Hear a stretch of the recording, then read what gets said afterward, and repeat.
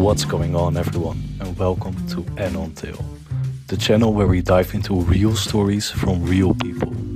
And if you're new here, please do me a favor and hit that subscribe button and tap the bell so you will never miss a story.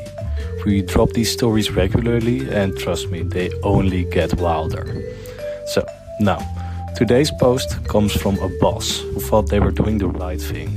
They pulled their assistant aside after a client lunch to offer some professional guidance. Simple enough, right? Well, it didn't exactly go as planned. So, let's get into it. So, our original poster here, we'll call him David, starts off by telling us that at the beginning of the year they hired an assistant. We'll call her Amy. And right off the bat, David makes it clear that Amy is great at what she does. So great, in fact, that David already gave her a raise because he felt that she was genuinely underpaid for the work that she was putting in. Now, I mean, that's a green flag from a boss, right? That tells you something about David's character. He noticed that Amy's value and acted on it without being asked. So, at the time, David was juggling several large deals. So, he decided to hand Amy the lead one.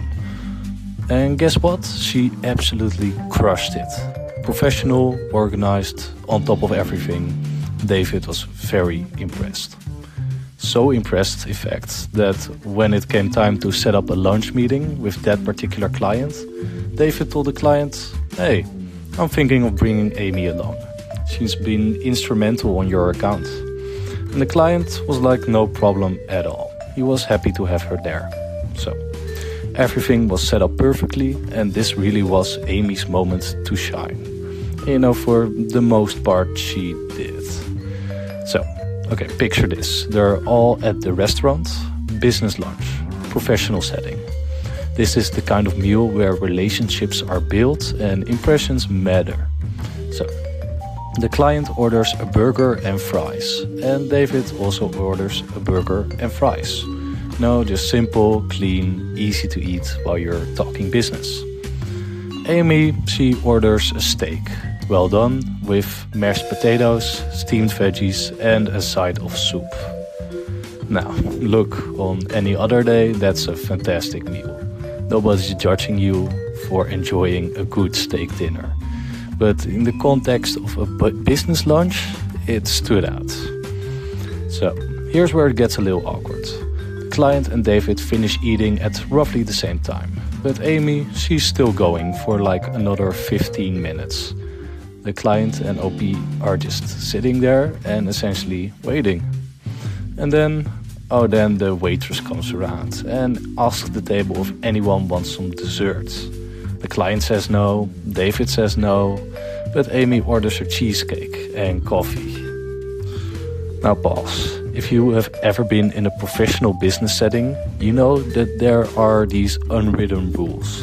They're not in any handbook, nobody sits you down and explains them for you on the first day, but they exist and they matter. So David realized something very important in that moment. He had never actually talked to Amy about business lunch rules. This wasn't a failure on Amy's part. This was a gap in her training, and David decided to address it. So, after the meeting, David pulls Amy aside, and he explains, calmly and professionally, that when it comes to client lunches, it's best to follow the client's lead. So, if the client orders something simple, you order something simple. If the client passes on dessert, you pass on dessert. If you're still craving something afterwards, no problem, but just grab it later on your own time. David wasn't angry, he wasn't punishing her, he was just coaching her. He even went further, explaining his own personal strategy. David said that he usually goes with a wrap or a burger because they're not messy and they allow for small bites in case a question comes up mid-conversation. And they also make it easy to match the client's eating pace. And that way, nobody's sitting there awkwardly waiting for the other person to finish.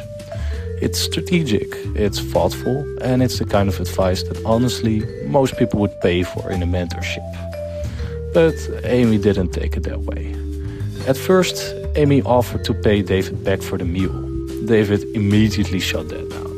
He said that this isn't about the money, I have no problem buying you lunch. This is about the business strategy behind these meals. And that's when things took a turn. Amy started crying and she said it was because she's fat. She believed David was telling her she ordered too much food because of her weight. Now, David was caught off guard. This was never the point, not even close. So David tried again. He reassured Amy that this had nothing to do with her size and everything to do with professional strategy. He told her that she had incredible potential and that he wanted to help guide her career. And then, in what I think was a really smart move, David got vulnerable and he shared his own past mistakes. He told Amy about the time he ordered spaghetti at a business lunch and got sauce all over his shirt.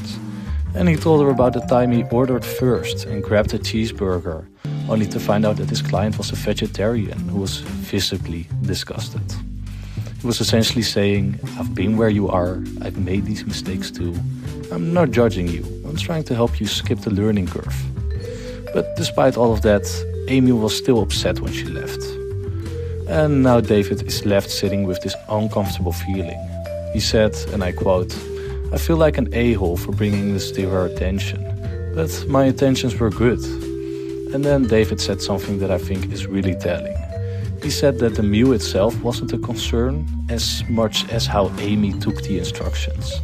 Because in any professional environment, the ability to receive constructive feedback, even when it's uncomfortable, is absolutely critical. David genuinely believes Amy has great potential, but now he's second-guessing himself, wondering if he should have just kept his mouth shut. Did he cross a line, or was this the kind of honest, direct feedback that good mentors are supposed to give? So, what do you think? Was David the a-hole here, or was he just trying to be a good mentor? And what about Amy? Do you think her reaction was understandable, or does she need to learn how to take constructive criticism? Please drop your thoughts in the comments. I read every single one. And if you enjoy this, smash the like button. It really helps the channel more than you know. And if you're not subscribed yet, what are you waiting for? Go and hit that subscribe, tap the bell, and I'll see you in the next one.